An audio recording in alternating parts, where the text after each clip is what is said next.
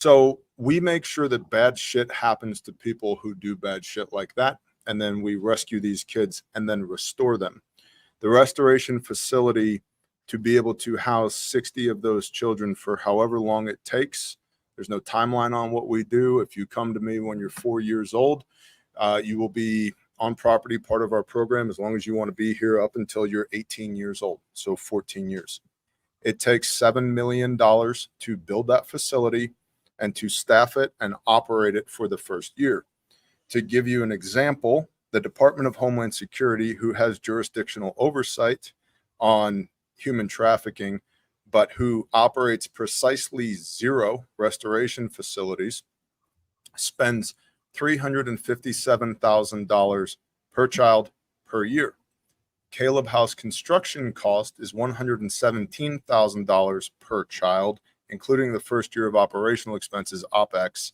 After the first year, our OPEX per child is $17,000, aka we're, I don't know, 2%, 1 to 2% of what DHS is spending with your taxpayer money in order to do the job that they're not doing in the first place.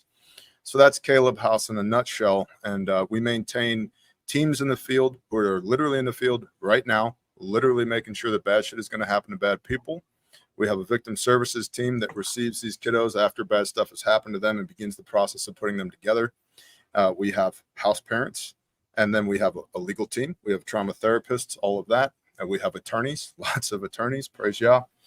And it's a lifelong process. This is a life's work, both for me and for these kiddos. But we're all privately funded. And if you don't want to give me a dime, you don't have to. If you're not convicted to give me a dime, please don't. But if you are, if you'd like to plug in, you can learn more at Kaleb House, kaleb.org. And we have donor matching now through the 10th of July, 2024. And you've done a great job of getting the word out. But for those of you who still didn't see it, and you're going to give Kaleb House a donation this year anyway. You double your money in the next 3 weeks. Yeah. So double your money. Or Homeland Security handles all those beds for the government, right? How many beds are there total? I don't know if you said it in that. Yeah, there's 420 beds for juvenile human trafficking survivors nationwide. And while DHS has oversight over them, none of those are DHS beds. They are all 501c3 private organizations that provide those beds. And that's Kaleb House, and that's it. And our goal is to get Kaleb House 1 up and operational, which will provide 60 beds off the bat, and then take lessons learned and processes learned and improve for Kaleb House 2, 3, 9, 17, 67, 863 until we don't have to do this anymore. And what's super duper duper cool that I could have never forecasted or thought that this was going to happen. What do you do with these kids after they're put back together again?